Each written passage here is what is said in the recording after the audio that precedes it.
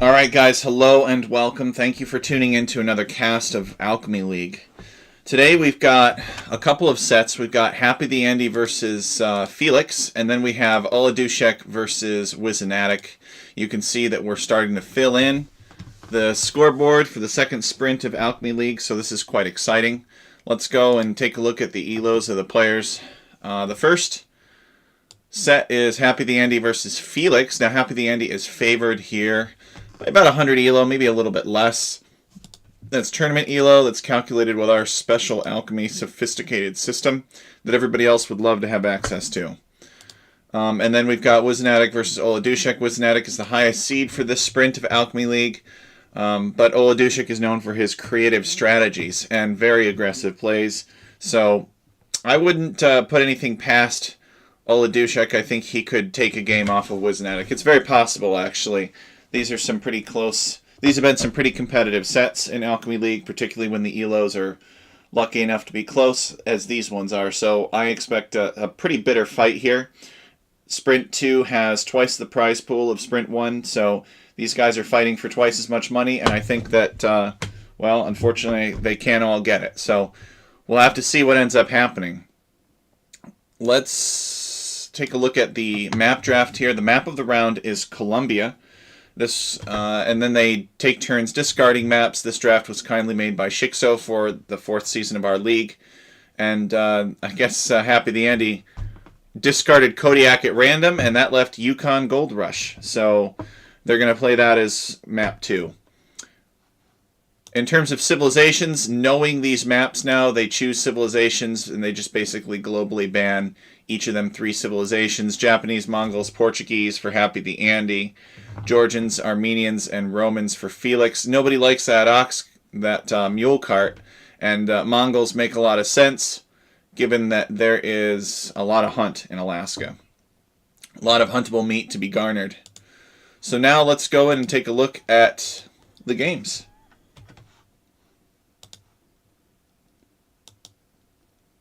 Okay. Alright, so in the blue on the left-hand side of the map, we have Felix playing as the Byzantines, and on the right-hand side of the map, in the yellow, we have Happy the Andy playing as Goths. Well, Happy the Andy cannot be too happy about this Civ matchup here. Goths versus Byzantines, that's pretty rough. Byzantines have cataphracts, they hard counter Goths. They're designed to kill infantry civilizations. Cataphract and Skirm will wreck anything that Happy the Andy can come up with. But maybe it won't get that far. Maybe Happy the Andy can do like some kind of limitless man-at-arms or limitless militia rush and just prevent Felix from ever getting to that point. We should note that although Byzantines do not start with an Eagle Scout normally, the nature of this tournament requires everybody to start with an Eagle Scout. So here it is. We wanted to do this to pay homage to the large number of eagles that live in Alaska. Alaska has a large population of eagles. Now, these guys could be going after these sheep, but they're not doing it yet. I guess Happy the Andy deciding to push in a deer first. Sending 2 villagers forward. I'm wondering what this is exactly. He's building a lumber camp now. You know, the thing about Goths is that their villagers do carry additional meat. He's already gotten loom for free. Or not for free, but instantly. He had to pay 100 gold for it. And what is this? It doesn't look like he's hunting, because if he were hunting, he would have taken some of these. But maybe he's going to build his mill on this side. No, he's just going to lame the meat. Oh, wow. Kills some deer for himself. He's coming up here to kill some more deer. And he's going to try to prevent Felix from getting the meat from the deer. Felix will have to... He can't really engage it, because these villagers both have loom. So Happy the Andy going to come in here and lame all of this meat away from Felix. I think he wants to kill that deer too, but no, he's going to let it go. So there are 2 living deer left. I wonder if he'll get those. I would assume that Happy the Andy sees them. He's just going to take these ones. He's going to let this deer live. He's going to let it live, and he's going to try to push in as many of these closer deer as possible. Now, Felix still has some opportunity to push some deer in if he's paying attention. But already, right off the bat, Happy the Andy, no mercy Oh, he sees that Felix is trying to push in a deer, and he kills it. There is one more deer for Felix. Probably Felix will try to get that one. These are shallows here, so he's actually got more room to push it than it appears. These villagers are not going to see it, so Felix wants to push this deer in, and I think that he will succeed. I don't think Happy the Andy is going to see that one. So Happy the Andy basically killing like most of the deer in the center here, and he's going to take some meat from it. Kind of stings to see all of this food go to waste, but he is going to build a mill here, and he's going to invest more in these deer. I'm thinking he just send his villagers out here to take from the deer carcasses. I don't think he'll take from, well, maybe he will take from the nearer deer. You start on Columbia. This is a map by me. There's basically this big golden bar here. This is the terminal moraine of a glacier. A glacier has flowed down the slopes of these mountains and through this gulch here, and the glacier is in retreat now, and it's leaving all of these muddy, stony piles in its basin. But at the very end, just as the glacier was reaching the ocean, it stopped, and this is its terminal moraine. All of these tilled soil with all this gold that the glacier picked up. Happy the Andy coming down here. He's probably going to dock. There are no fish in this body of water right here. It's too cold. This is glacial meltwater right here. But they do live in the ocean. So we've got some perch this time. I think it's always perch, actually. Not a lot of fish, but a little bit of fish. You can get away with ignoring fish. I've seen players win without taking fish. So Happy the Andy going to build a dock of his own. And now he's on the hunt for some sheep. He's going to come over here and try to intercept Felix's... Nope, he's not going to. He's going to continue looking. I wonder if these guys are going to fight on the ice. No, just passing. Oh, he sees him. He's headed back, and now he's chasing Felix. I don't know if Felix has noticed it yet. Both players are interested in preventing the other player from collecting the sheep. So what do you do if you're Felix? Well, I guess you could, if you really needed food, you could come out here, but there are bears and wolves. The wilderness surrounding Columbia is rather hostile. You go too far out, and these bears will attack you. They're like iron boars. They have 510 food in them apiece, and they will attack you without being attacked back, or without you attacking first if you get too close. They will also, of course, obviously defend themselves within their search radius. So it looks like both players built 2 fish. Happy the Andy is on his way up to the feudal age. Let's check in on Felix and see where Felix is at. Felix is actually on his way up to the feudal age as well, and he's going to be there sooner. So Happy the Andy laming all these deer didn't really slow Felix down at all. Felix was still able to get the food that he needed, which is good. Neither of these civilizations really have much of a Dark Age economy bonus. I guess you could argue that the Gothic villagers carry more meat, and that could be a Dark Age bonus. But certainly in terms of like discounts and resources lasting longer or being collected faster, neither of these civilizations have that. Felix doubling down on water. This is a purely offensive dock right here. This dock is good for nothing except building fire galleys. And that is his plan. He's got 2 docks that are both creating fire galleys. He is going to win and dominate the water. So he's going to dominate the water. I don't know if Happy the Andy is going to contest water. He's only built 2 fishing ships, so it's not a huge deal. I don't think... Well, it looks like he's building at least 1 fire galley. Let's see if Happy the Andy knows about Felix's docking plans. He does. He spots the other dock. He knows that this dock is nowhere near fish. He knows that you can't really do anything with that dock except make military units. Is Happy the Andy going to get a villager pick-off? No. Felix manages to escape. So Felix over here, he's got his eagle. He's got a fire ship. He's got another fire ship looking for some trouble. I don't think this fire ship can reach any villagers. I mean, maybe if he had a galley, he could barely reach some of the villagers taking deer, but I don't think so. Byzantine fire ships, of course, attacking faster than fire ships of other civilizations. What is this? This looks like a repairer. Happy the Andy. Is he going to try to repair this fishing ship? That wouldn't make much sense. Make a lot more sense to repair the fire galley. But the scout drives the repair villager away. Happy the Andy has made an archery range, and he's made a blacksmith. He's making a spearman and a skirmisher. He's making a few assorted counter units to defend his economy. I don't think that Felix is going to go for feudal age aggression. He might. Let's see what, apart from water, of course. He has a barracks, so this is telling me that he does plan on making something. If he were going straight fast castle, he would be doing market blacksmith. But we don't see that. He's back here on his back gold. Yeah, each player I think has 2 or maybe 3 golds and stones.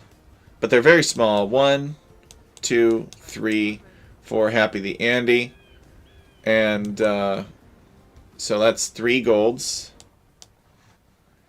And 1, 2, 3 golds for Felix.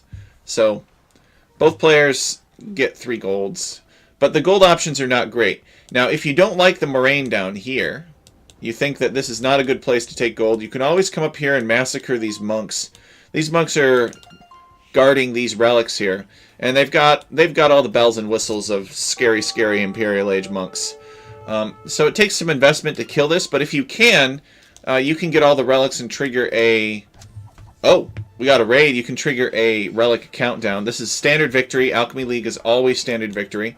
We do not believe in taking away victory possibilities and options. Why would we limit the number of possible outcomes? It just makes things less entertaining. So, and we have seen some crazy relic victories and close relic losses in Alchemy League before, although not so much in this season. You can see that Happy the Andy wants to harass Felix's lumberjacks with these 3 skirmishers. The villagers forced to follow. And he sent another spearman. Now this is a Byzantine skirmisher. They're cheaper. Both players have gotten fletching. And now the skirmisher is just going to kind of run around. Villagers are going to shank this spearman. Get out of my way. The spearman is actually cheaper for Happy the Andy, because he's Goths and it's considered an infantry unit. So this lady is chasing. Alright, she does get it. The skirmisher running around now, just trying to waste time. Happy the Andy just trying to suppress Felix. Now this is an archer. This is going to be a lot harder for villagers to fight off. He does 4 base damage compared to a skirmisher's 2. So the base damage is twice as high. And Felix really needs to take that seriously. It looks like he hasn't really prepared anything, but he is on his way up to the castle age. So this is the plan, is to go fast castle. Whereas Happy the Andy, he might be going fast castle too, but he's at least, yeah, he's clicked up now. He didn't click up as soon as Felix did, but he also was able to make some military and harass his opponent. So we'll see if Felix gets the resources to build a town center. I would assume that he would want to build a town center. Yeah, right about this is a good spot. It's on his gold. It's on a bunch of wood. It doesn't secure any stone, but he doesn't need stone right now. He just needs a safe place for his villagers to work. The villager manages to pick off a skirmisher. I couldn't tell you how many villagers have been lost to this. Let's see if we can maybe select something different here. Military. Doesn't tell us very much either.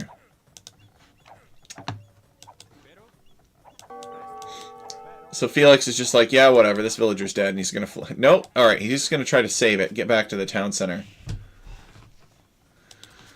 So Felix just wants to boom up. He wants to be left alone. Happy the Andy is here with Gothic archers and skirmishers and a couple of spearmen, and he's creating trouble. So we'll see if Happy the Andy doubles down on that. He's on his way up to the castle age now. He's making a man-at-arms, which is interesting. He's got 2 barracks. Alright, I think he is going to double down on it, actually. We can see that Felix has removed all yellow units from the water, and he's patrolling with his fire ships. He wants to prevent Happy the Andy from ever making a comeback. Happy the Andy getting long swords. So Happy the Andy is going to increase the pressure here. He's got a siege workshop coming up, so he's serious. And Happy the Andy is playing this smart. He knows that he cannot afford to let Felix do what he wants to do. He needs to take advantage of the fact that Goths are more powerful in the early game, and he needs to kill. He needs to kill his opponent. So he's got some long swords. He might also make a ram. And I'm really looking forward to seeing if fortune favors the bold here.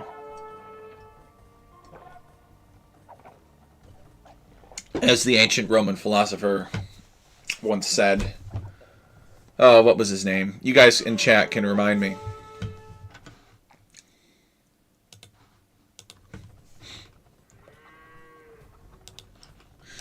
Alright, rams or mangonels? It looks like it's going to be mangonels.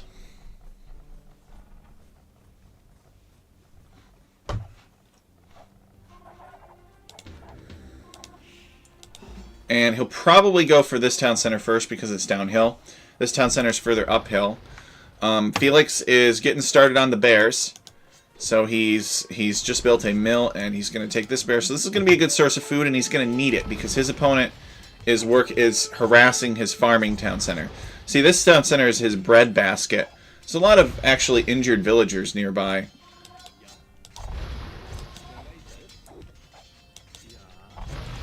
So Felix has built a defensive siege workshop of his own. Let's switch to his point of view. He's repairing the town center. The plan is to keep the town center up and to make a mangonel of his own, and then do his best to trade mangonel shots. He does have a ram to worry about. This ram is going to be a bigger deal than you might think. Happy the Andy may make another ram, or he might make another mangonel. He probably wants to make another ram, but he'll need another mangonel in case he loses his to a defensive mangonel. But this is kind of getting to the point where there's enough... Oh, that's a good shot, actually.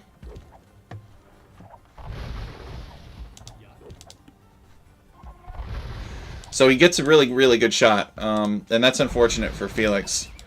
But Happy the Andy is trying to get a critical mass of longswords. And he doesn't quite have it yet to dive this town center. Remember that this town center has a little bit of extra health because it's Byzantines and they're in the Castle Age. So Felix wants to shank this ram and do maximum amount of damage. There were long swords inside of it. They've popped out to kill villagers, and then the villagers will retreat under the town center. These long swords have to get out of the way. And Happy the Andy will need to make... he'll need to make another ram. I don't know that he's going to be able to... that Happy the Andy is going to be able to take this TC down with mangonels alone. Maybe so. Felix is committed a little bit to the repair. And he is making a market. So what's Felix's plan? Felix's plan is to expand on water. Looks like he's making another fishing ship.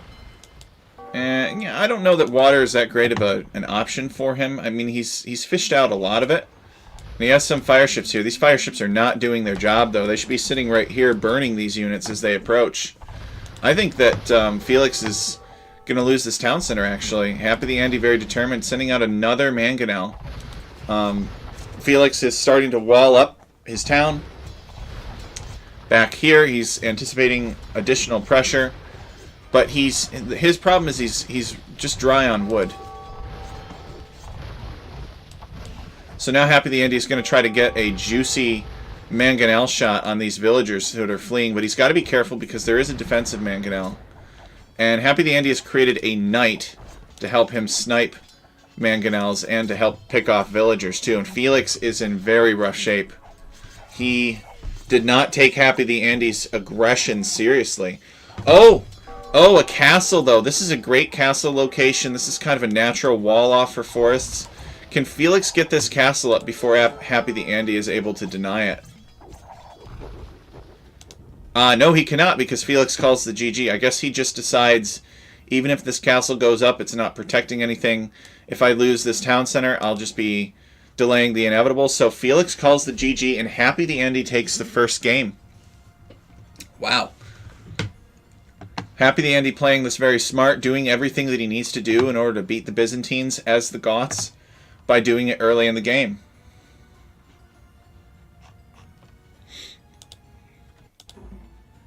So now we go on to the next match. But first we'll look at the statistics actually, since I have been reminded as such. So Happy the Andy with the most kills and the least deaths. He's raised 5 buildings. He lost only 2. And his largest army of 31. Felix didn't really do much with army. Wood collected is around equal to the same amount of food collected. Gold 2.6k. Happy the Andy. A little bit more research, but Felix with the fast castle and not being able to get away with it. Felix actually had a larger villager count than Happy the Andy did, but it didn't matter because Happy the Andy had all of the map control. So now we will return to the replays and find the second game. Andy versus Felix. This one is on Yukon Gold Rush. Let us load the replay and see how that looks. So Yukon Gold Rush was a map made by Jasuni for Alchemy League. This is inspired by the Yukon River. The Yukon River, it runs through the Yukon territories, but also runs through Alaska for a fair bit. You start with this mining camp. It imagines that these villagers are panning for gold in the Yukon River. So you've got these villagers mining these gold mines that start off in the river. I believe that you can build mining camps in the river to help the villagers collect the gold more efficiently. Other than that, it's basically like Highland, sort of. Lots of forest patches, lots of wildlife, lots of space to do what you want. It's not like Columbia in that sense, where Columbia is a little bit more rigid and strictly defines what's going on. Happy the Andy with a barracks. He's playing as the Yellow Tatars, and Felix is playing as the Blue Khmer. Well, you guys know me. I don't have a very high opinion of the Tatars. I think they're a pretty bad civilization. I think it's quite hard to get by without many infantry options, and that's exactly what the Tatars are lacking. They are all about their mobility. They do not care about infantry at all. So some people actually will take from this mining camp, but other people will actually just build a dock and then fish with the villagers. Most players do not send the villagers home. They'll at least take resources for a little bit. And I think that Happy the Andy took some resources and then dropped them off at his barracks. Let's see how many resources, how much gold he has. I think this was designed to get, because he built this barracks here, I think it was designed to get a specific amount of gold and use it for some purpose. I'm not exactly sure what yet. Maybe man-at-arms. We'll see. He built this barracks before building a lumber camp, so it tells me that he's going to be very aggressive. You start with a horse scout. Here it is, running around. So let's see what Happy the Andy knows, actually, about Felix's base. He hasn't found it yet. I don't know how much he's looking for it, though, because he probably should be clicking around over here to try to find it, if he knows that he's over here.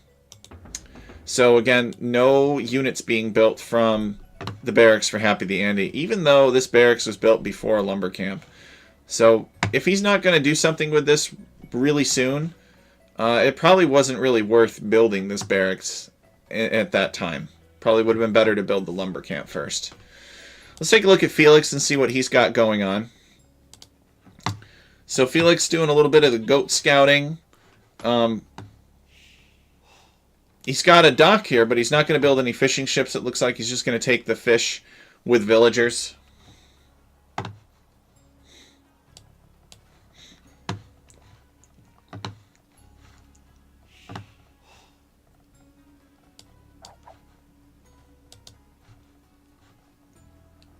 Long distancing the deer. He's the Khmer. Now, Felix is a chronic fast castler. He loves to fast castle. Last time it didn't work out for him, but maybe he'll get away with it this time. So the Khmer are a pretty good civilization for fast castling.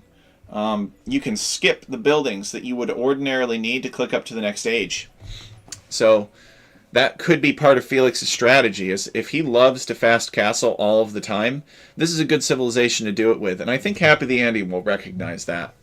Happy the Andy is a skilled player, so he'll probably see that kind of stuff coming. Still, no military units coming out of this barracks for Happy the Andy. Felix is going to build a mill so that he can take these berries. And he's getting loom now, and I think he's going to try to click up, actually, really soon. Yeah, he's just going to idle his town center for a little bit, and then bam, and then click up. So he builds the mill, and I guess these villagers had some meat in their hands from taking deer. And so he's on his way up. It's going to be like probably like a 9-minute feudal age time for Felix. Happy the Andy, what's his deal? Let's go over and see how close Happy the Andy is to clicking up. Happy the Andy still has a little while to go before clicking up. It looks like he's trying to get Felix's horse here, spying on him. Decides not to pursue it. Not worth it.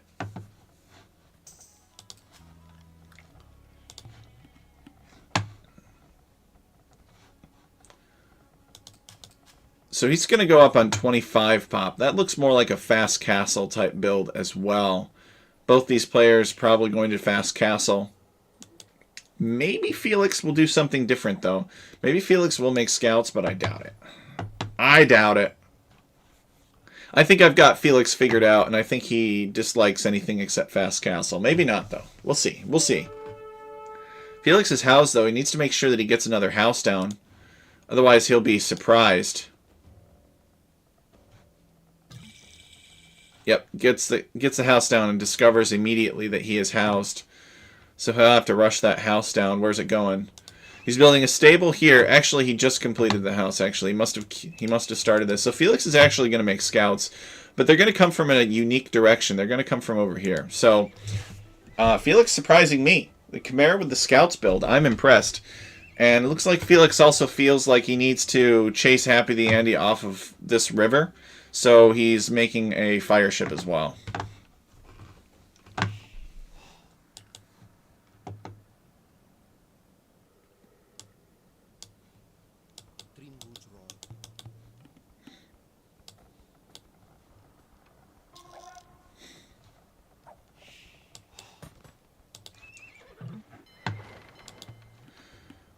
Happy the Andy reaches feudal age. So what's Happy the Andy got in store? Well, he has a barracks already. Let's take a look at his resource distribution. This will tell us what he's up to. Actually, this building will tell us as well. He's building an archery range. So Happy the Andy is going to go archers into cav archers, probably. And does he want to lure this deer in? I don't think he does. And he's coming back here to wall this, guys. Pay attention because there is an opening there. But he manages to plug that up. He does not want Felix getting in here with scouts, and I think that's what he's afraid of based on the timing. So Felix chasing this villager off of gold, honestly probably saving it if you want to know the truth.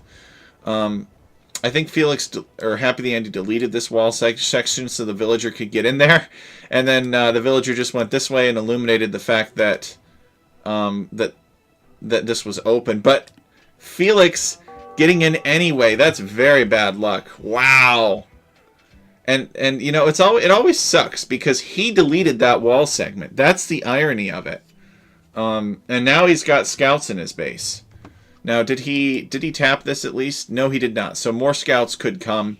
Here is a scout right here. Happy the Andy needs to finish walling this off, but he wants to let the spearman in first, and then he'll tap it. There he goes. All right.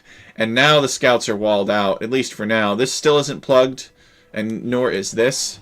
So Felix could get in another way, but he'll have to go around, and Happy the Andy will probably see it. Uh-oh. Happy the Andy trying to quick wall, but this villager is this villager able to kill a scout? She does, but she also goes down. So there's one villager kill confirmed for Felix with his annoying scouts. And Happy the Andy probably could have walled this off by now if he didn't have to worry about the scouts messing around down here. And now there are more scouts for Felix. He's got 2 more joining. He's just going to camp right here and make sure that this doesn't get walled off. He'll run in when he's ready. Felix needs to be careful. He gets doinked by that spearman. Kills the scout. And he wants to go onto the barriers, but there's 2 spearmen guarding it, so can't go in that way. He'll probably run in when he's ready. You think he's sending? Is he sending anything more? No, he's not. So he might as well run in. Just come up through here. He's gone that way before. That's what he's got to do. Just right-click into the base. He might not be able to see it, but he's just got to run in, dodge the spearmen to the best of his ability. He knows, like, No, Felix, no, not like this. All right, well, Felix is not going to get in now. But I'd say that it was better to just run in, maybe get hit by a few spear whacks, and then just run around in somebody's base and be annoying. But I suppose that Felix is satisfied. He's got himself a little colony here. Oh, this explains it. So, Felix did not run in because he's not done. He is not done in the feudal age. He's making archers. So, Happy the Andy on his way up to the castle age, as we know. You can see that he's almost there. Felix is like, nah. I know that Tech is gonna complain that I didn't do anything in feudal age the first game. So, I'm just gonna go all in feudal this time. I'm gonna go scouts and archers. And here it is. So he needs to keep those scouts alive. That's why he didn't run in with them, because he wants to keep them alive and keep them together with these archers. Happy the Andy, Castle Age now. What's the plan? Cavalry archers, probably. Everybody raves about how awesome cavalry archers are. They're sexy, and Happy the Andy's going to make some. They're ranged units that can pick off villagers and other things that can't fight back, and if they don't want to take a fight for whatever reason, then they can run away. So everybody loves them for that purpose.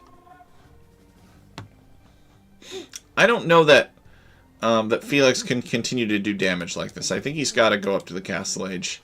I mean, he might stick around. He might try to do it. No, look, he's building up the resources to click up to the next stage. That's what he wants. The villagers sloshing back through the river to drop off some fish that they just caught. Probably salmon, who knows. Felix clicks up to the castle age. He's got archers. He's got scouts. He will probably, based on the fact that he's still making archers, he will probably go crossbow.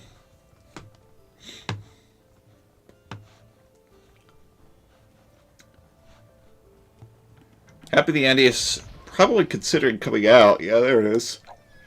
Ugh. Sorry about that. Just a little bit of a yawn. That's not to say that I'm not entertained. Happy the Andy wants to raid with these cav archers. It'll be difficult, though, because the Khmer can hide in houses with their villagers. So the villagers can hop inside of houses. They're the only civilization that the villagers have the keys to the houses. They are not locked out of their own homes. Now, I believe the range for these archers is the same as the cavalry archers, which is kind of funny. But still, even still, Felix does not want to take a fight because he's almost up. He'd much rather get crossbow and then take a fight. Which I don't blame him. But it's okay what he's doing now, as long as these crossbow are not, or these cav archers are not allowed to do damage. If these cav archers are in the position where they're taking him off of resources and killing villagers, he might as well try to fight.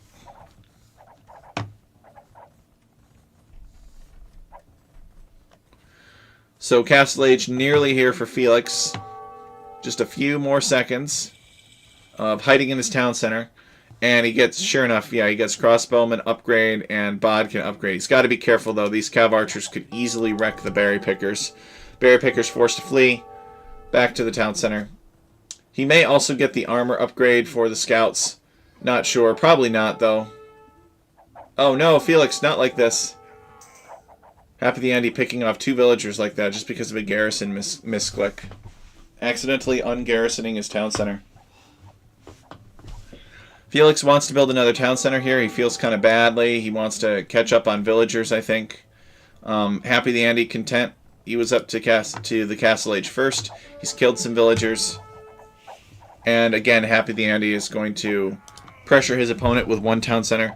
Felix did Felix spot that? Yeah, he does. So Felix sees this siege workshop coming up. It's just barely in range of his vision. He must have gotten town watch or something. And so he is building a defensive siege workshop as well.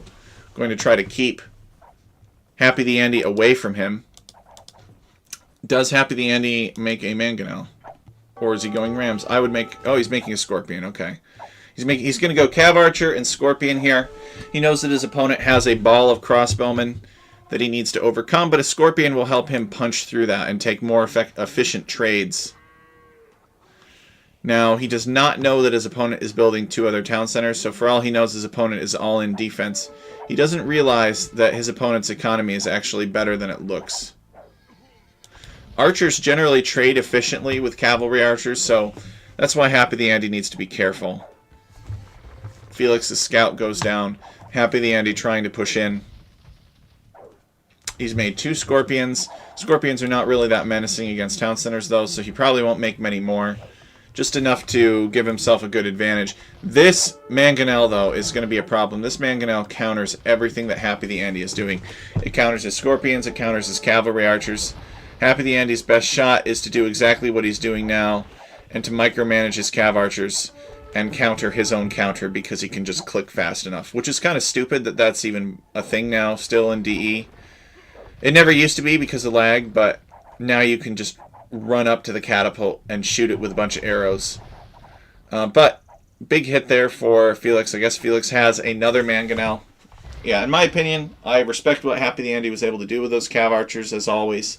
And we've seen pro players do that before, but I think that should be re-examined by the devs. Oh, Happy the Andy coming down here, and he's going to kill Felix's 3 starting villagers. This is rough for Felix. Happy the Andy in a very commanding position this game as well as the last. Felix losing 3 villagers just like that. They were out of position. I suppose maybe he just assumed that Happy the Andy was never going to be curious about where his dock was or whether or not there were any starting villagers there. We see 2 mangonels coming up. Cavalry archers have to clear out. What is Happy the Andy's response to those mangonels? Well, Monastery is not it. Because he does not get redemption. He is Tatars. One of the worst civs in the game, so he will not be countering those mangonels with redemption monks. Is he going to at least make a stable, maybe? Make some knights or something? He's getting husbandry. So maybe the plan is to eventually make some knights. But you just can't click your way.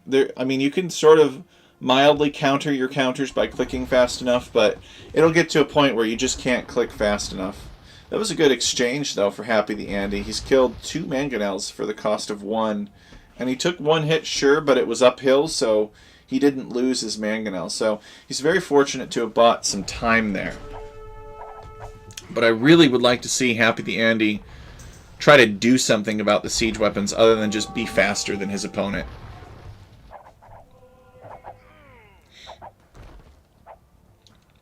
Monks. Now, guys, remember that Alchemy League is standard victory condition. So this forward monastery, it's probably just here to allow Happy the Andy to collect relics more quickly that are on Felix's side.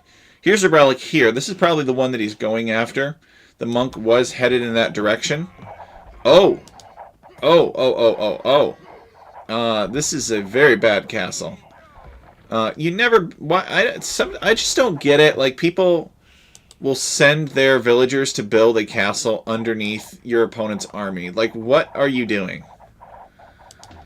There's a mangonel coming out. I don't know that this mangonel will arrive in time. I think these cav archers would be better flirting with these villagers and trying to kill them. If this castle goes up, I think it will complicate Happy the Andy's forward a little bit. The castle will be able to attack the monastery, but this mangonel will pop out in time to get a good hit. Come on, Happy the Andy. Felix is just going to power through. That's amazing. Losing villagers. Oh, he just barely manages to dodge it. The mangonel is within minimum range of the castle. My opinion is that castle never should have gone up. I think Happy the Andy could have milked this for a lot more. And that mistake might cost him the game. Sure, it was a difficult position. There were crossbows here, and he had some cav archers. You know, it would have, but he could have bought time. He could have bought some time so that this castle was at 75% by the time the mangonel came out instead of 95%. And if he had bought time, this mangonel really could have denied this castle. It could have killed way more villagers. It would have forced Felix to invest more heavily in mangonels from his own siege workshop before trying to build this castle. So we got 2 monks here, and it doesn't look like Happy the Andy is really doing anything with the relics. I thought that he would, but I guess he just wants to heal his boys up. These crossbows, though, they're too good. They're killing so many cav archers, and we can see now Happy the Andy finds out that Felix is building another castle here, but Felix is like, well, I'm not going to try to get this one up, but Happy the Andy is going to get some good, juicy villager kills. And that was a greedy castle right there. He deserved to lose all those villagers, actually.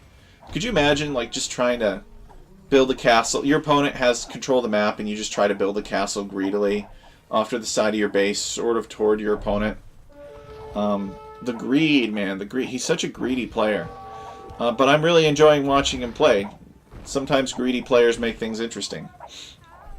They can, anyway. They're actually more likely to.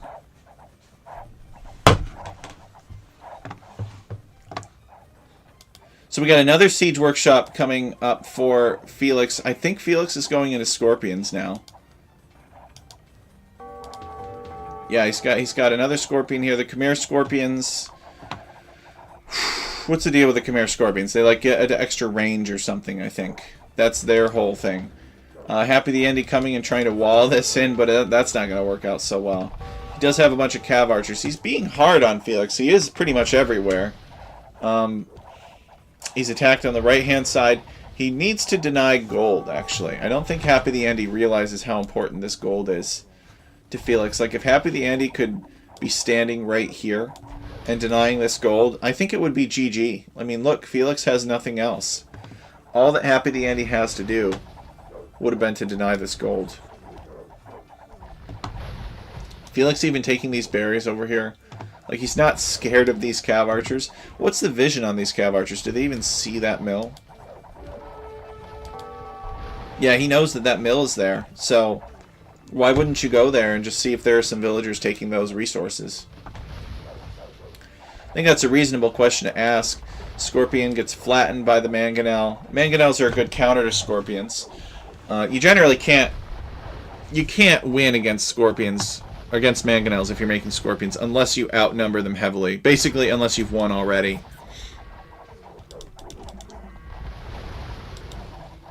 Okay, Felix getting the kill on that Scorpion there. He's just buying himself a ton of time.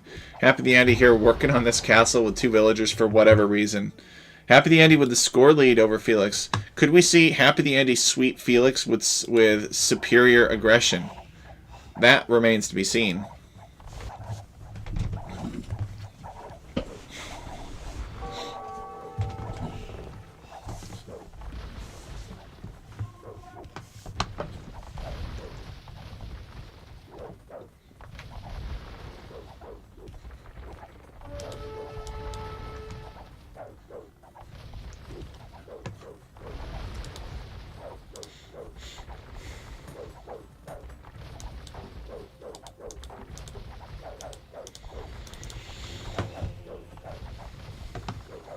Well, Felix has got 2 castles here. It looks like he did cancel this castle in the front. And these villagers now, Happy the Andy is taking those resources. But I'm wondering if we're going to see Felix make a break for the river at some point. He hasn't come back here since Happy the Andy cleared him out. But he is going to run out of this gold eventually. And Khmer are a very gold-hungry civilization. They love their scorpions, they love their elephants, all of which require lots of gold. They're just expensive units. Happy the Andy on his way up to the Imperial Age. He's taken map control in Imperial Age, and Felix still in the Castle Age. He's not anywhere close to clicking up. Luckily, the only thing that Felix really has going for him, even though, yeah, his opponent even has a score lead. So the only thing that Felix has going for him is the fact that his Civ doesn't suck. But, I don't know, Happy the Andy making good use of these Khmers for now. Looks like Happy the Andy did find this, or decide to come over here, and Felix walled his villagers in so to make it harder for them to escape.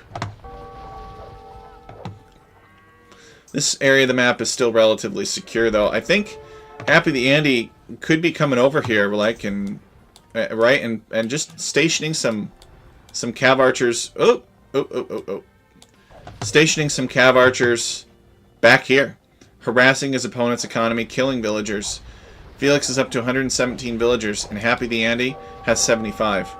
Happy the Andy has been 1, maybe 2 town centers this whole time, and Felix has just been trying to boom.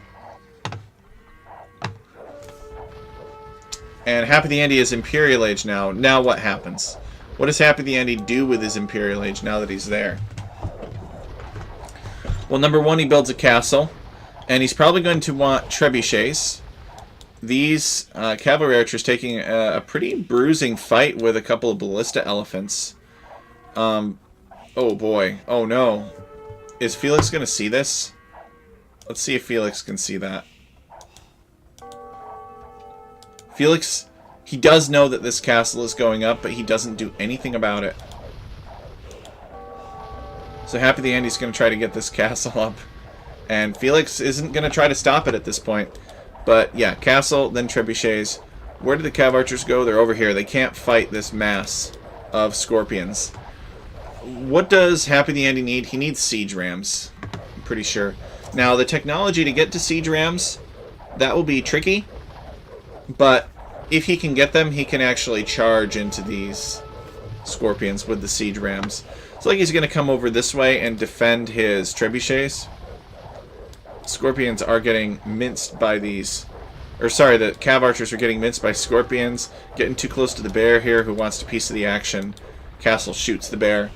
That is kind of a disadvantage about these bears, is that castles and towers and town centers automatically shoot them if they are within range, so just be careful about that. What we got? We got a couple of mangonels here. I suppose the Happy the Andy could go for onager as well. He seems to be doubling down on the mangonel line. I believe that Tatars get onagers, although I don't think they get siege onagers.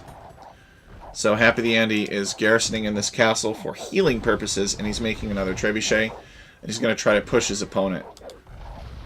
Felix is on his way up to the Imperial Age as well, getting masonry to improve the durability of his buildings, deleting this house for some mysterious purpose which I have yet to find out.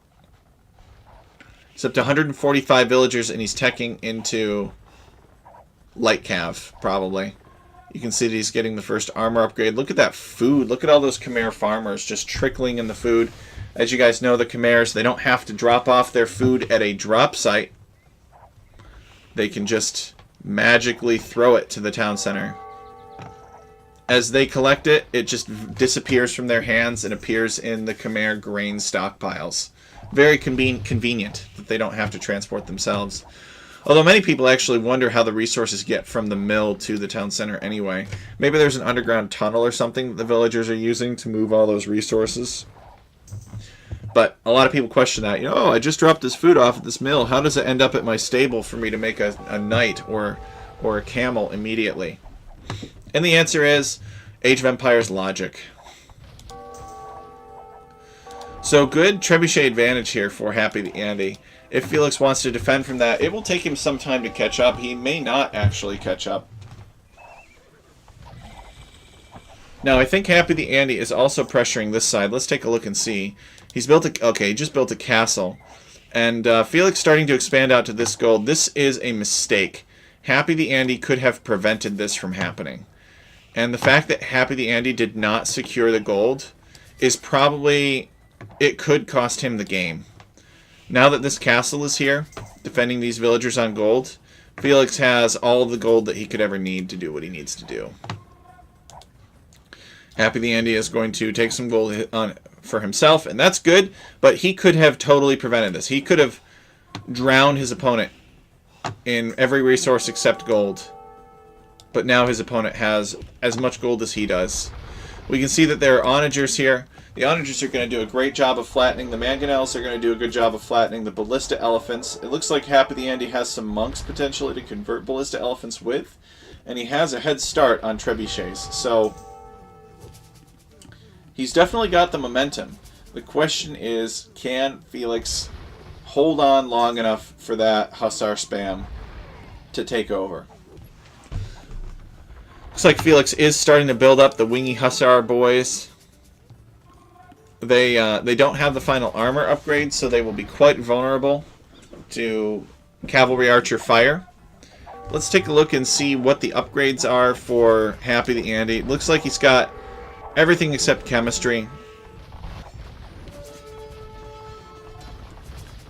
Cav archers are trying to get some good hits, but of course they will, but both of these onagers are destroyed, which is really helpful for Felix. He needed those onagers to go down because he needs these scorpions to be able to roll forward. Happy the Andy ordering retreat for his trebuchets. But these Hussars are definitely complicating things.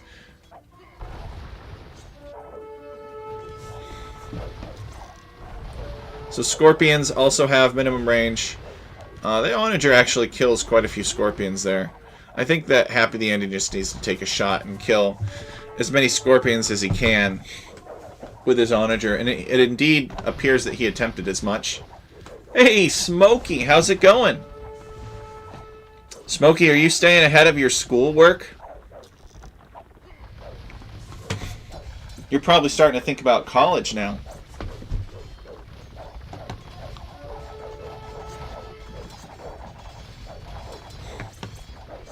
So we have the Flaming Camel for Happy the Andy. I'm not sure what the Flaming Camel is all about.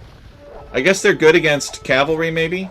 No, they're good against, like, elephants or something. It's something strange. I don't know exactly what they're good at. I don't remember. It's been a long time since I even thought about Flaming Camels. So the Cavalry Archers plus the Onagers. Not the best comp against Hussar Scorpion. Smokey's doing pretty good. That's good.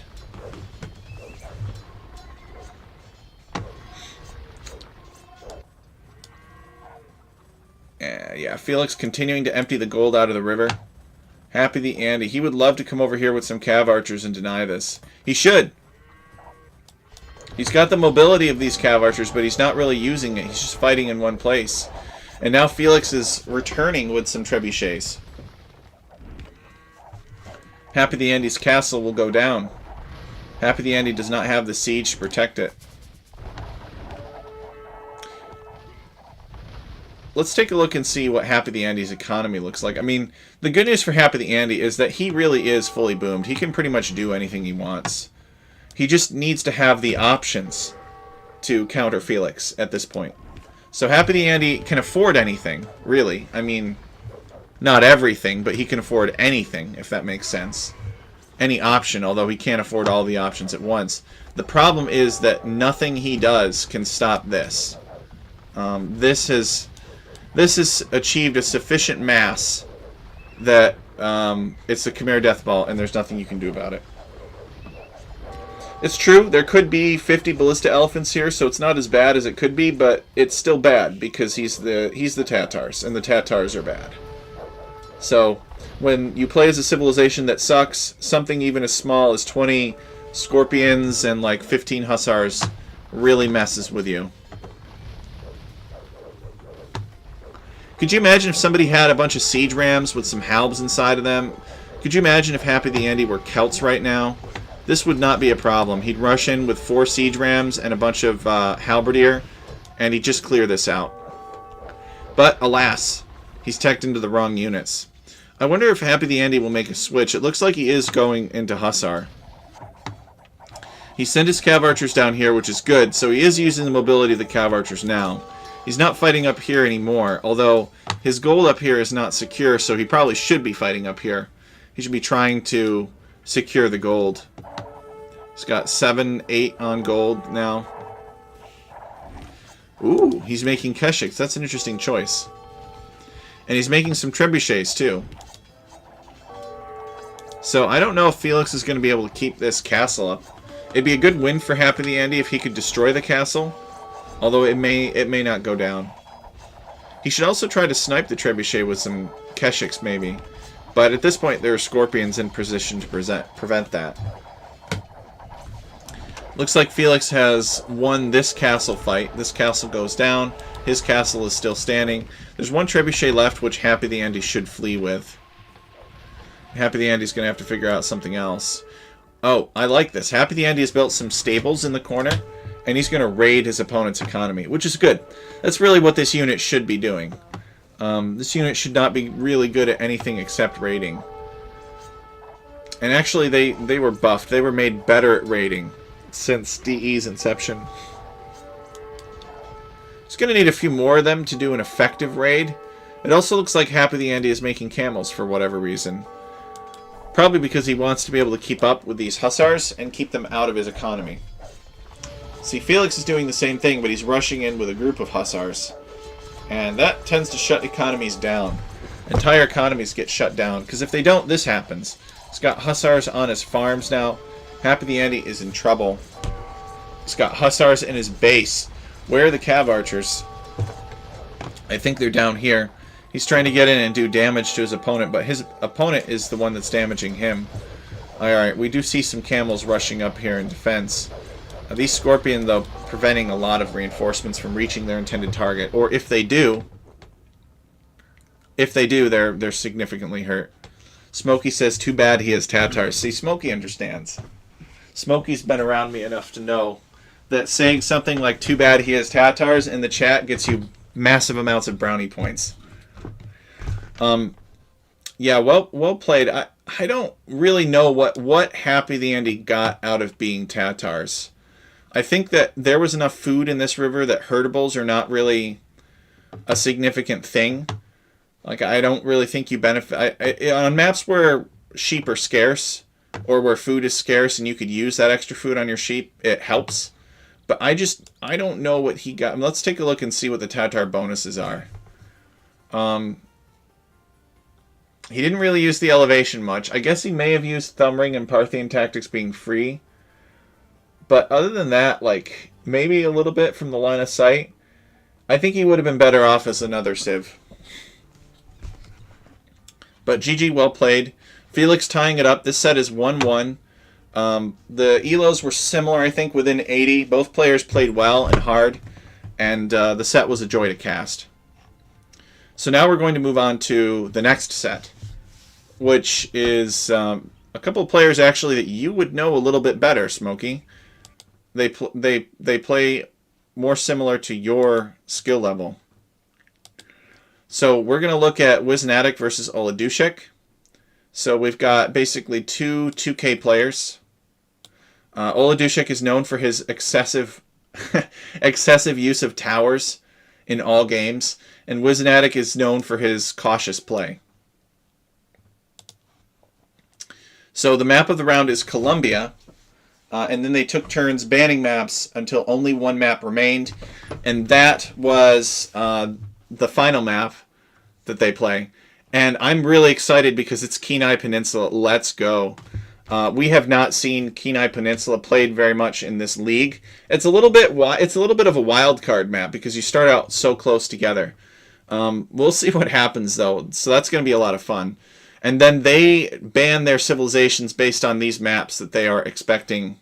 That they are expecting to play. So Colombia, Kenai Peninsula, and these map bans, and now they're going to play as these civilizations: Malay, Celts, Burmese, Portuguese, Mongols, and Lithuanians. So anything but these.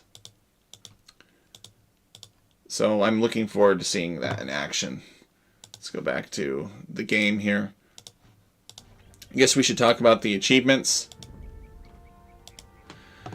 For Happy the Andy and Felix, 266 kills, 219 deaths for Happy the Andy, so positive KD here, if you will. Most conversions, but I bet that Felix had the way bigger economy. Yes, and that is indeed the case, especially with Stone. Happy the Andy, again, Happy the Andy needed to use the mobility of these Cav Archers. He needed to be over here denying this gold. If he had denied this gold, he would have won. But he did not. He was too all in one spot.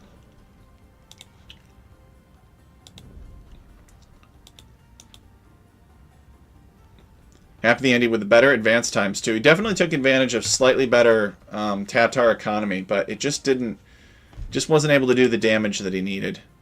He got one relic, Felix got none. Felix with 5 castles. Happy the Andy, 131 villagers. Felix 162. You should never be able to boom up to 162 villagers in Alchemy League. We try to design that out. So now let's go watch Wisnatic versus Oladushek.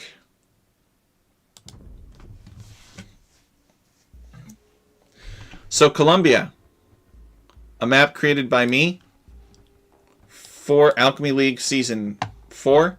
It is based on a map that I made a long time ago, one of the first maps I ever made, called Moraine. Big glacier in the center. There are some monks guarding some relics out here in this outcropping where the glaciers meet. There is a bar of gold at the bottom. This is the terminal moraine of the glacier, and all the gold has been pushed here. There's fish outside of it, but no fish inside of it. because this is glacial meltwater and this is too cold. But the fish can tolerate this. We have Wisnatic playing as the red Goths. Goths have become very popular on this map. We saw Goths last time too. It's fun to watch the players like go through these stages where everybody thinks, oh, this civ is the best. Oh no, this civ is the best. They're always picking different civilizations. And then subsequently somebody will figure out that that civ is the best, and then they'll ban that, and then they'll pick a different one. So I think that the meta for these maps is not understood, and it's probably not going to be understood by the time the league is over, which is kind of the sad part, is that you don't really know what to do. The map is relatively static. There is some variability in the player starting locations, but in general, I wish I had done a better job of randomizing where players would start on this map. It would have been cool to have players like starting up here, for example, being further away than intended from the water than they may want. They pretty much always dock. The forest options are pretty bad down here, but they're pretty good up here. So Oladushik is playing as the blue Japanese. Japanese are a popular civilization in this season of Alchemy League. Their resource drop-off points cost half as much. And it looks like Oladushik is going to come in and mill these deer. Oh, and this is a Japanese Eagle Scout, by the way. In Alchemy League, all of the maps that are not Nomad will start you off with an Eagle Scout. And it pays homage to the fact that there are so many eagles in Alaska. Wisnatic taking Oladushek's deer, he does not appreciate that. Wisnatic sees that trouble is coming and decides to leave, which is smart. So the Goths, they carry more meat, and he's dropping that meat off at his mill, and he's already killed Oladushek's deer for him, so Oladushek is here taking the deer. Oladushek is very active. Oh. Looks like we're going to have a villager fight in the center here. Everybody's got loom. Oladushek wants to fight. Wisnatic wants to fight. And Wisnatic sending his scout as well. He's got to micro the villager back. Oh, yikes.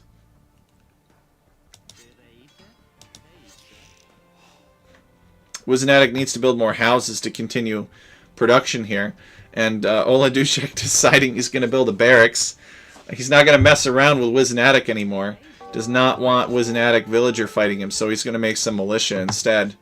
This has been pretty wild. Nobody has built a dock yet, which surprises me. Somebody usually goes dock. But we haven't seen that as much lately, as players' understanding of this map has kind of evolved.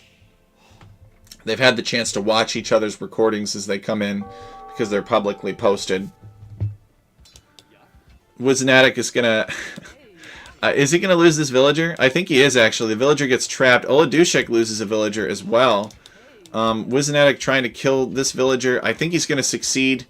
Oladushek loses another villager. And, wow, this is just a bloodbath here.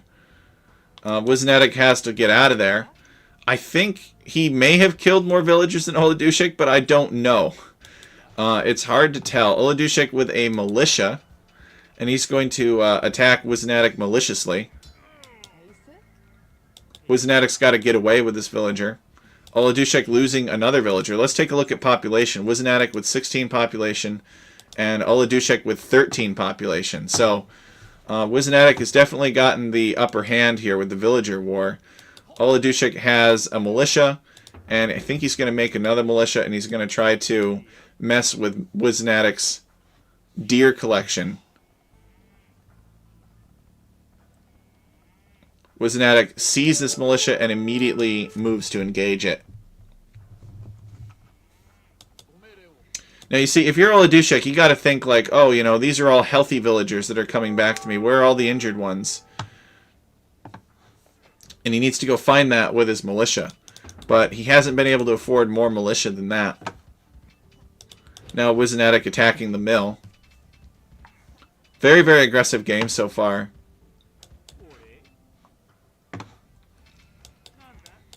Oladushek needs food. Where's he going to go?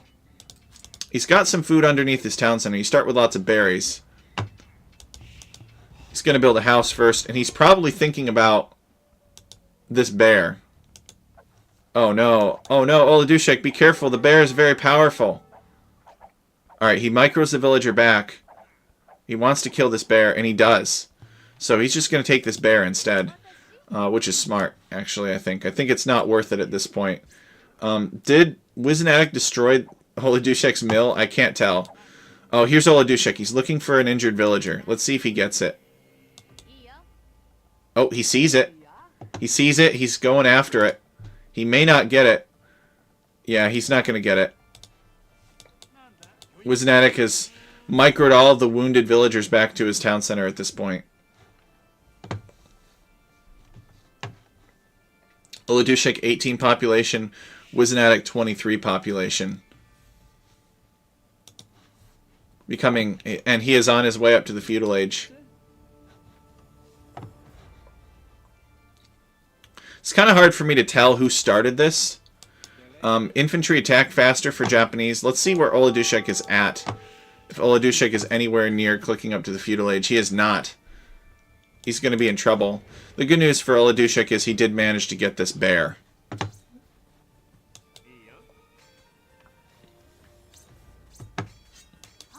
So Oladushek is just going to work on this house here. Wizanatic long distancing these this gold because I don't think he has. Oh, he does. He just got the wood to build this mining camp now. He's going to try to trap Oladushek's... Oh, that's funny. He's going to trap Oladushek's militia in. Oladushek builds another man-at-arms, or militia there. Oladushek really just needs to click up, though. He's going to be in big trouble if Wizanatic is in the feudal age and he can't do anything about it. So he's going to see Wizanatic hop up to feudal age here in just a second. So he must see that, and he must be pretty scared now.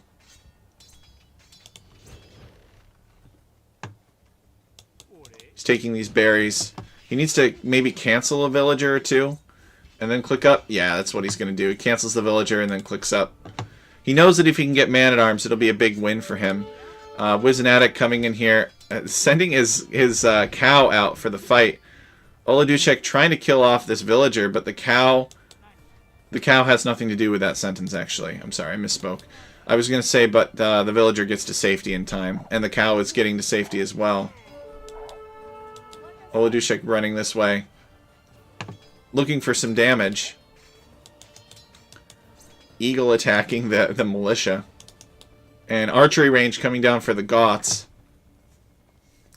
Oladushek on his way up to the feudal age. What's Wizanatic doing? Wizanatic is... He's got a bunch of villagers in queue, and he's getting double bit axe, so that'll be good for him. I think that he can keep this lumber camp safe. Oladushek finding some sheep and sending them home. He found this sheep at least. There's still some more sheep to find, actually. You'd be surprised how few players come up here to get the sheep. I think that's because they're afraid of the monks.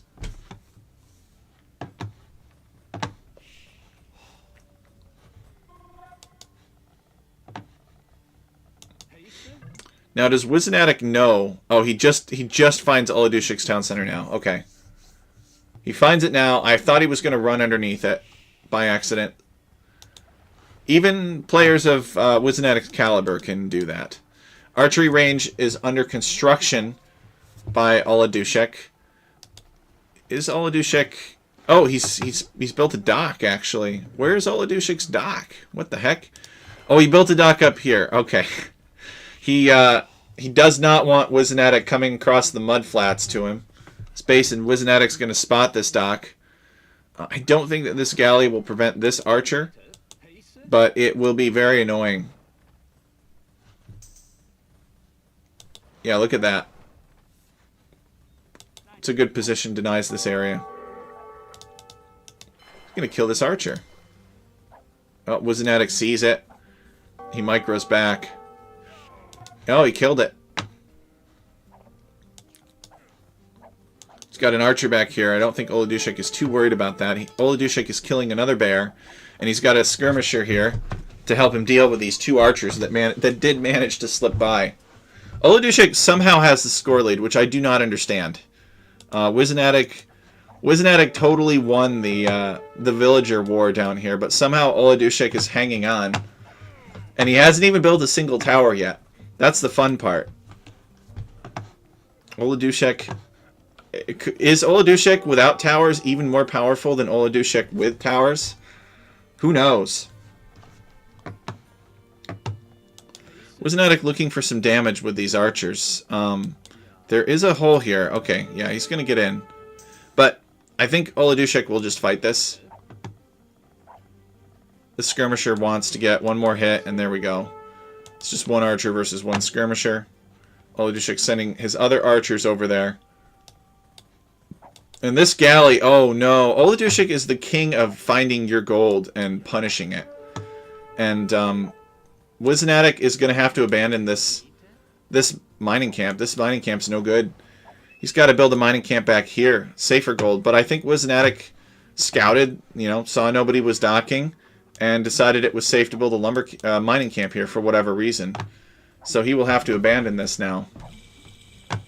But Wizanatic is Castle Age, so maybe he's not so ready to abandon it. This is a big deal. Oladushik is going to be pretty scared about that. And yeah, Oladushik is nowhere near clicking up to the next stage. So maybe it's time for Wizanatic to get his revenge. Oladushik coming onto stone here. This is in response to Castle Age. So there are some knights, and these knights are not heavily armored. I think Wizanatic is kind of... Wizanatic has 3 on food, and he has... What is this? Is this a castle drop? Is he going to buy a castle? Yeah, Wizanatic is not going to buy a castle. He's going to build a castle. And Oladushik sees these villagers coming. He knows. He knows. Oladushik is already on this stone. Let's take a look at Oladushik's resources. He does not know that the castle is... Now he sees that the castle is being built there. Surely Oladushik will build a defensive tower. He's got a couple of archers there to harass the villagers. No, he's going to let it go. He's going to let it go. So we can confirm that Oladushik saw it. Oladushik isn't up and he has more scouting. That's true, Smokey. So Oladushik even deletes these farms to prevent his villagers from mistakenly going on them. So the castle goes up, he just lets it. He does not attempt to build a defensive tower. And then he's just going to quick wall. So Oladushik has to play defensively for a while until he can get up. If he can get up. I guess he's close now. He just needs a little bit more food. What is this, though? Did he delete his own lumber camp? I think he has to go and repair this town center, because it's his only chance of getting up. Wizanatic trying to dive the town center.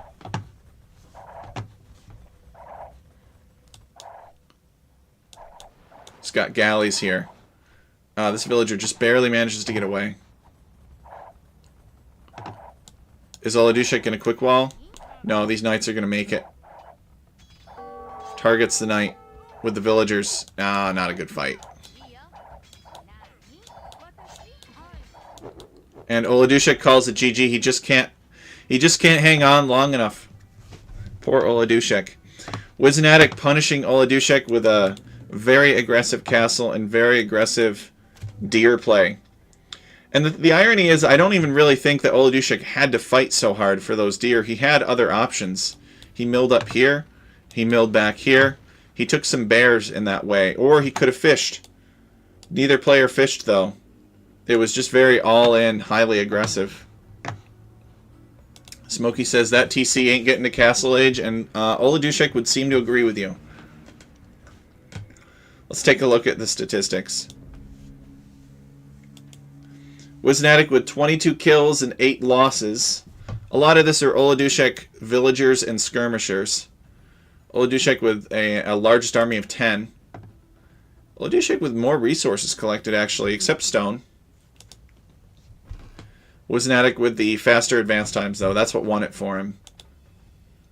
1 castle, and villager high of 38.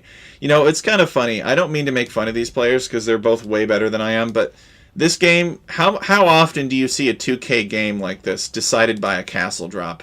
Whoever drops a castle and makes 2 knights first wins. This is the kind of stuff that you see at like low elo legend level.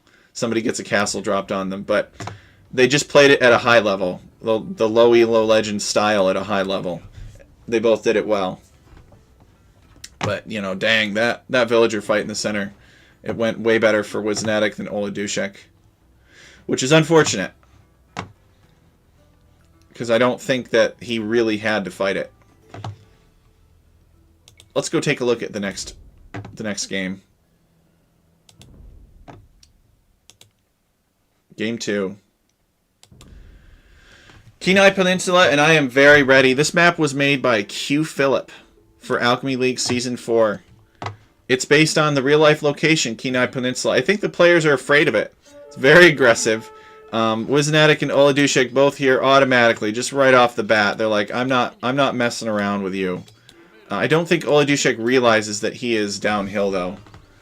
So Oladushek playing as the yellow Koreans and Wisnatic playing as the blue Japanese now. So Wisnatic is now playing as the civilization that Oladushek was. Highly aggressive map because the players start so close together. I think Oladushek really needs to get out of here. Yeah, he cannot afford this.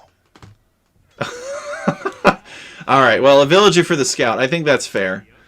That is fair given how many villagers they have at this point. But it's still not ideal. Oh no, Wisnatic losing a villager. Wisnatic trying to quick wall here. Gonna garrison his town center. Arrows come out and almost killing Oladushek's eagle. So both players, as far as I can tell, have lost 1 villager. And Wisnatic has lost his eagle, which is a disaster. Because he doesn't really know what his resources are like. I guess he knows that there's a gold here. He knows there's some berries here. He knows little else about the map other than that and the fact that his opponent is here. Yeah, that's why this map has not been chosen very often, I think. It's because the players start very close together, so people are pretty scared. But we had to do that because the map was asymmetrical by nature. You know, there's kind of this bay here that comes in. You know, it really is very similar on either side. It's the same idea, right? Some stone around the edges and some fish. And you could go either place and get access to either resource. But he started the players close together because the way that the map is coded, there was no way for him to guarantee like a symmetric output. Like if he started the players super far away, then this guy could start up here on top of this hill and somebody else could start over here on these flats. And that's not really so fair. So Wisnatic probably knows what's coming. He probably knows that he's going to be tower rushed. He's out here scouting with his villager for some sheep. Unfortunately, Oladushek is the Koreans, and Oladushek's villagers have more vision than Wisnatic's villagers. Uh-oh. Okay, Wisnatic does have loom. Oladushek playing mercilessly here. Wisnatic has to withdraw. But he does manage to find some of his sheep. He needs to be careful, though, because there's a bear here. Now, the bear is visible through the fog of war. So Wisnatic is going to see this bear and be like, oh, better get out of there. Because he knows that the bear will attack him if he gets too close. So he is lucky that the bear did not aggro his villager, because that could have been very painful. But Wisnatic coming back here and he finds what he's looking for, which is the place to build a dock. Because he's going to need some food income.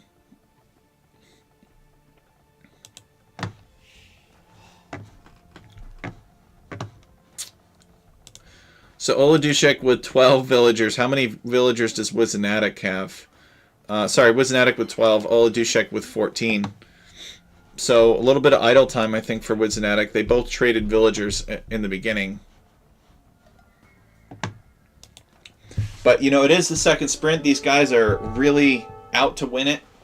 They both know what's at stake. So I think that's why we've been seeing players play a little bit more aggressively. The first season they kind of play cautiously. They're not really familiar with the maps. But first sprint, this second sprint, they are very interested in trying to kill each other as soon as possible. And depending on the situation, you can have some good luck or you can have bad luck with that. Oladushek bringing in some sheep. He's making a villager. He's nowhere near clicking up to the feudal age. I don't think Wizenatic is going to click up anytime soon either. Oladushek is docking the same side that Wizenatic is.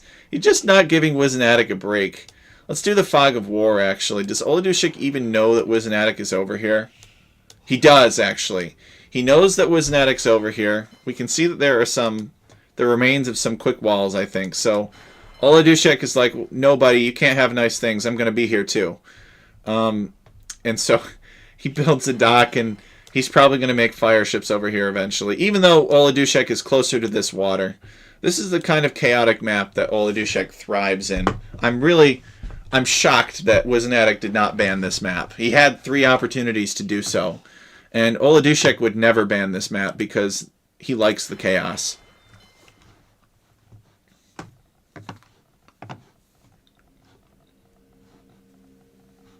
I can't imagine Smokey playing this map.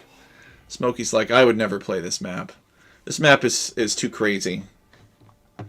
And most players would agree with him. Now look at this. Wizenatic sending a villager down because he does not like what Oladushek is doing here.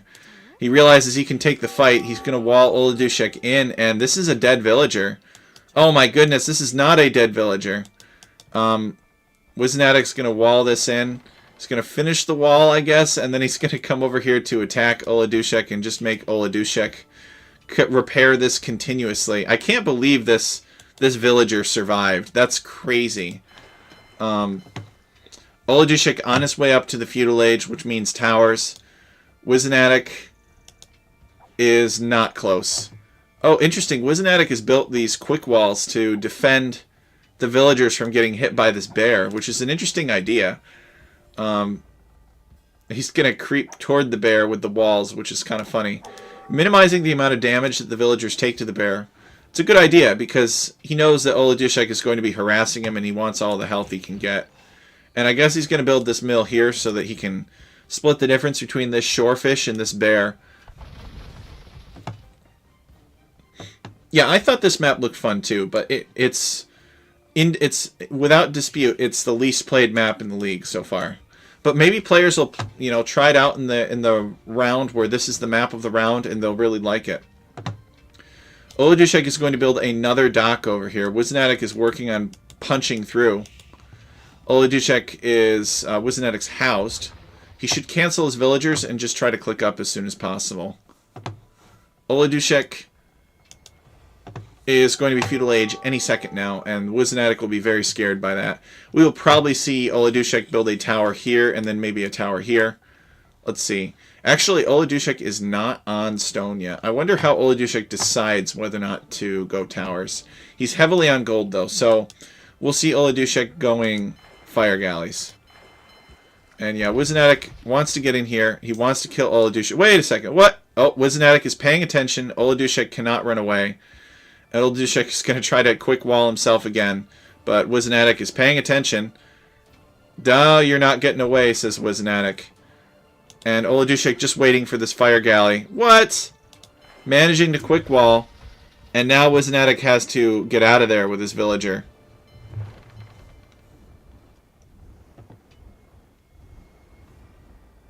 Oh no. This is a disaster. Oladushek camping his fishing ships right here to kill Wizenatic's villager. To prevent them from fleeing. And there's 2 villagers down right there. All because of a faster advancement time. Oladushek with 22 villagers and Wizenatic with... Wizenatic definitely has more villagers. Like, Wizenatic could get Castle Age sooner. Oladushek is going to go through here and ransack Wizenatic's fishing economy. So that will hurt, and the villager numbers will probably not be as good. Wizenatic has built another dock back here, and he's taking a little bit more fish. But again, Oladushek will find that. I don't think Wizenatic's going to contest water. I think he's too far behind on water. But Wizenatic could totally, like, do a fast castle and potentially castle drop. But the map is designed against castle drop in the sense that the stone is all the way out here. it's pretty much the furthest away that it can be, right? Along the edge of the land where it borders water. I suppose maybe Wizenatic could build something in here, maybe a mining camp, and take these 2 stones and then build a castle with that. But that's kind of close to his opponent. Or he could come over here and take these 2. Wizenatic is going to fight for water. He's making 2 fire galleys of his own, and we can already see that Oladushek, the towering has begun for Oladushek. Wizenatic building his own tower. I think that Wizenatic's tower is not going to deny Oladushek's tower, though. Oladushek's tower might actually go up first. In fact, it will go up first. Wizenatic's is uphill from Oladushek's, I believe. But Oladushek loves to do this. He loves to sneak into the back of your base and build towers. It's pretty rough this time around for Wizenatic. He needs to garrison this tower. Garrison Wizenatic. Garrison. His attention is somewhere else. Luckily, this villager walked away from the arrows. He's probably over here microing these fires and repairing the fire ship. Indeed, he is. I think it's funny that Oladushek was like, no, I am not letting you free fish, and he just builds a dock over here. Now Wizenatic comes in and garrisons in the tower, and he's going to have a little bit of an attack bonus. He's got a hill bonus, that's for sure. This repair villager does not survive. Poor Wizenatic.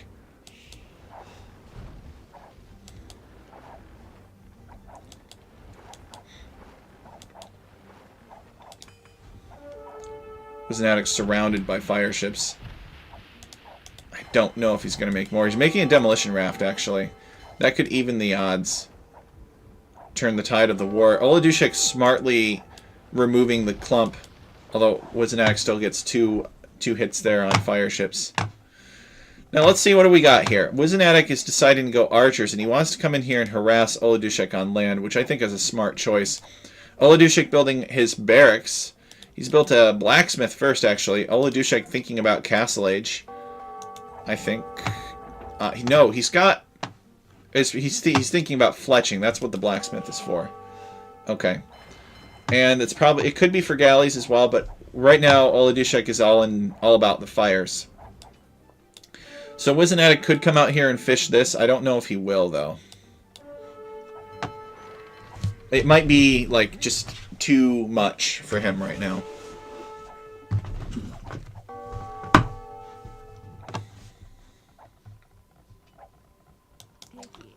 Oladushek also building an archery range so that he can make skirmishers. Yes. Okay, apparently they had a pause. Would think these guys would have decent connection. Oladushek is from Belarus and Wizenatic is from Germany, so they're on the same continent. Oladushek chasing this wounded villager and killing it. Wizenatic loses a villager there. So Oladushek has 33 villagers and Wizenatic has 30. He's kind of whittling Wizenatic down. Oladushek fights you everywhere. That's his thing, is chaos. He just thrives in that kind of situation. Wizenatic's trying to have a proper archer rush over here, and Oladushek is managing to quick wall it out. Wizenatic gets a villager kill. Is he going to get another one? He does. These are much needed for Wizenatic. Now he's got to go around to chase after these villagers. Oladushek has made a couple of skirmishers, and I think that will be sufficient to defend against these archers. Wizenatic has made a couple of archers here, and he's harassing Oladushek's lumber camp, and he's actually going to build a tower as well. Japanese towers versus Korean towers. Which would you rather have? Will these archers pick off this villager before they're killed by the skirmisher? No. The archer has to leave, and the other archer died.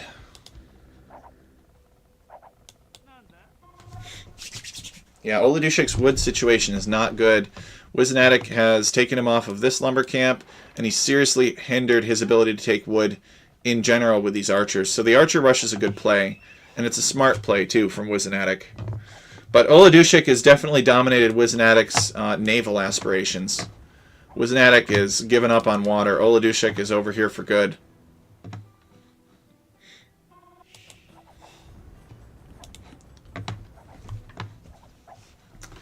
Wizenatic with nothing on food. He has the ability to make one more villager after this, and then he'll be out of food. Maybe he's been buying food. That could be what's been happening. We'll have to keep an eye on it. He has a market. What's Oladushek doing? Oladushek is saving up to get to the Castle Age. Another villager goes down. Oh, man. And another villager goes down. Wizenatic is really putting the pressure on Oladushek. Oladushek needs this Castle Age desperately. Otherwise, I think Wizenatic will win. Like, if Oladushek couldn't get up to Castle Age, if he just couldn't click, if he had to spend his resources on land units, I think Wizenatic would have a big advantage. Castle Age for the Koreans means free guard towers. Wizenatic's in here camping the base of this tower. He's loving this. He just took down that villager. And those archers go down to the arrows from the tower. And he's got a couple of... I guess he's got one villager in here attacking the base of Oladushek's tower. The villagers are shanking that away. So this tower is going to help keep Oladushek's wood safe. Let's see what Wizenatic does now that this tower is up and defending his economy. Wizenatic has a bunch of wood. He's got no food. He's got 474 gold, so he is pretty much all in Archer Rush, Wizenatic is. Wizenatic could come over here, I think, with his archers. He probably should try. Looks like he's found a wolf. Wizenatic wants to come over here, I bet, and dock this. That's funny. And I don't think Oladushek knows about it either. I think Oladushek maybe saw some villagers come up this way, but for all he knows, it could be more towers or something. Wizenatic has some more archers, and here he comes. He's gonna harass this gold now. Oladushek is now Castle Age. Wizenatic is nowhere near. And with Castle Age, Oladushek gets these guard towers for free. So that's really handy, even if you don't have a university. Oladushek losing a bunch of units up here. Wizenatic's probably going to kill village. Well, maybe not. Looks like he's running. Let's see. Did Wizenatic build the dock? Yes, he did. So Wizenatic wants to take fish, and that's how he's going to get food. Oladushek building a siege workshop. He's going to need that greatly. Wizenatic gets out of here. Mangonel would be very effective against what Wizenatic is currently making. Wizenatic does have a scout, though, to help him out against the Mangonel. Scout will deal the melee damage, and it will help kill skirmishers. He probably made it because of the skirmishers. He's got to be careful, though. This tower could do a lot of damage to that scout, and sure enough, it does. Wizenatic is going to tower Oladushek's gold. He's going to force Oladushek to build a defensive tower. Does Oladushek even have the resources? No. Oladushek is too busy trying to survive here. He is Castle Age, which is a big advantage. Here's a Mangonel. Oladushek charging the tower.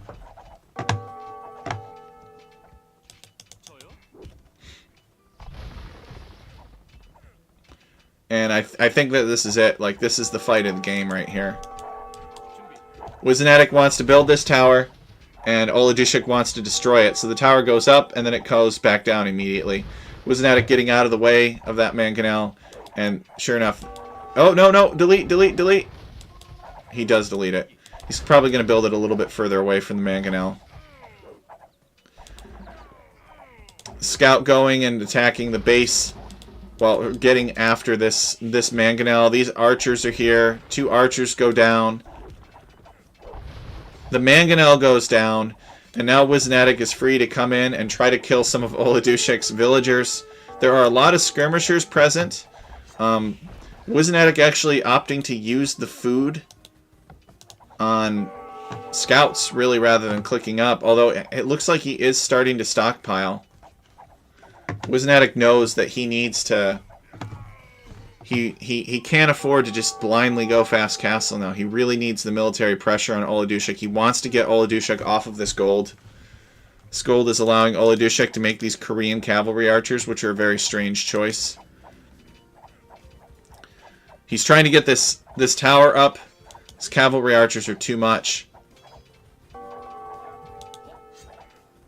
villagers being chased off. Does Oladushek know that Wisnatic has gone over to this other...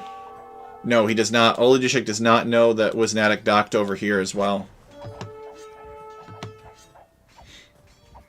Oladushek with 34 villagers. How many villagers does Wisnatic have? 46! And Wisnatic is clicked up to the Castle Age. Smokey says, I think Wisnatic should just stay full feudal.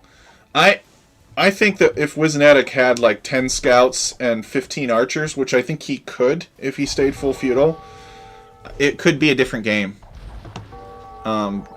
There's a lot. Yeah, like I definitely see where you're coming from with that, Smokey. Wisnatic could do a lot of damage with those resources. Now he doesn't really have much option to pressure Oladushek's wood anymore, although there is a little bit, but the gold was pretty vulnerable. Wisnatic garrisoning deciding to garrison his archers in the town center. They'll do a little bit more damage that way. Well, it's interesting. That unit was standing outside of the circle, and it was still being attacked, which is maybe kind of a visual bug. I'm not sure. Unfortunately, this hill, though, is too close to the town center. And these mangonels are getting some bonus damage on the town center. Guard tower going up for Oladushek. That's going to be super annoying to deal with. These archers are jumping out, probably because they want to try to deny the guard tower, but I don't think it can be done. Wisnatic is going to get Castle Age, which is impressive, given the amount that Oladushek has messed with him. So Wisnatic building a knight to snipe mangonels, and then he's getting Bodkin and crossbowmen because that's the unit composition that he's serious about. He's going to quick wall this. Those villagers need to get out of there, though. This isn't going to buy him much time. Oh, actually, Oladushek just walks around. Apparently there was a hole in the wall. Alright, town center goes down. Crossbowmen are coming this way. These are sufficient crossbow numbers, though. They will be able to deny these cavalry archers this location, but Oladushek is making turtle ships, guys. Turtle ships! Some juicy bloodline armor scouts with some archers would be nice, indeed. So this turtle ship is going to prevent Wisnatic from ever getting even close to the water. Turtle ship has so much pierce armor. It's actually got more melee armor, which is kind of weird. It's got lots of attack, lots of health. It's going to attack Wisnatic's watchtower. Meanwhile, Wisnatic's still allowed to fish freely over here. Oladushek has not realized that Wisnatic came over here. His crossbows, gotta be very careful, Wisnatic does. His ability to regenerate this army is limited. His economy's been hit hard. That mangonel, though, be very careful, Wisnatic. Yikes!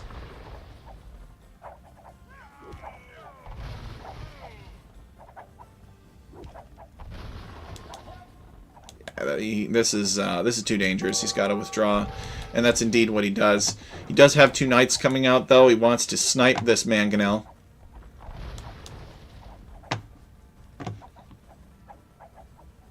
And these knights will get this mangonel, which is pretty impressive. And I think he wants to deny this guard tower. Does not want the Koreans doing their tower thing. I wonder if Wisnatic's going to come back here. I bet he will, actually. Can Wisnatic make a comeback in this game, you guys? Oladushek has to relocate all of these villagers, which is pretty awkward. There's a villager pickoff. There's a cav archer pickoff. And these archers have denied the rest of that gold, so Oladushek is going to have to do something different. Where is Oladushek taking stone? He's probably taking stone actually over here. Yeah. So he's secured this area. Koreans are a great civilization for this map because they can win water and then use the water to take stone and then build towers wherever they want. So Oladushek taking stone there. I don't think he's taking anywhere else, actually. Just got 2 on stone. That's it. There's some gold here, but Wisnatic towered it. So Oladushek is not taking that gold. He's going to build a town center here to take this gold instead.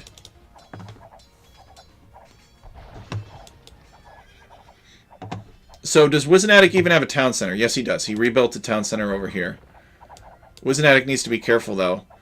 This area is not secure, but there are all kinds of cav archers here. He does have some siege. Imperial Age resources for Oladushek. Yes, that's true, Smokey. Oladushek could go up to the Imperial Age if he had the buildings. But he doesn't have the wood to build the buildings he needs to click up to the Imperial Age. Imagine having that problem.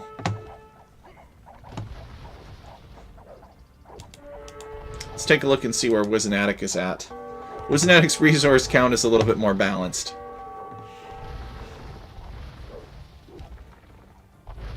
Wizanatic has cleared this area out with his Japanese siege weapons.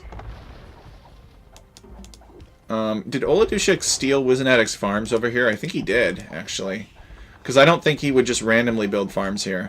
If he were going to build them, he would build them like back here or something next to his town center or underneath his guard towers. Wizanatic sniping that mangonel with his knights and trying to set up a defense. You know, Oladushek is kind of everywhere. He's back here. He's over here. I guess the only place that Oladushek isn't is this sea here. And Wizanatic is just... He's getting away with murder, kind of. If Oladushek knew about this and were making turtle ships over here, I think Wizanatic would have been defeated by now. I think Oladushek could have won, but Wizanatic sneakily taking this fish has really helped him out a lot. Only reason to click up would be keeps. Well, that and chemistry, bombard cannons. Keeps would definitely be an immediate bonus, though, for sure. Be a good reason to do it. Oladushek coming over this way, he wants to send some more villagers to take stone, but Wizanatic is going to intercept it. Or not. Oh, the irony. The bear killing more villagers than Wizanatic's army. That's crazy that Oladushek just got away with that. But Wizanatic wants the raid. He wants to raid this side of Oladushek's economy. He's got some units here. He's got some units here. Meanwhile, Oladushek is just still on his side of the map, taking resources.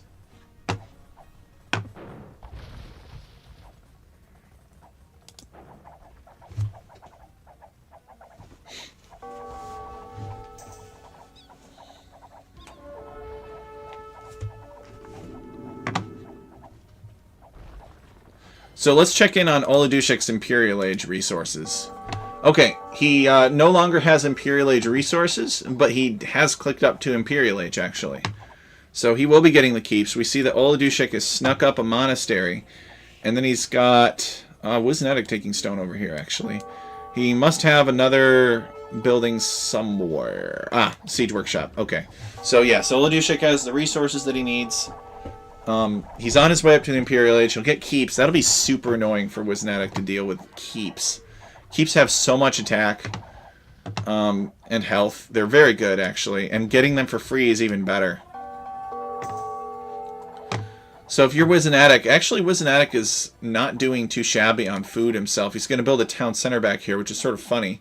That like he regards this as his second safest location.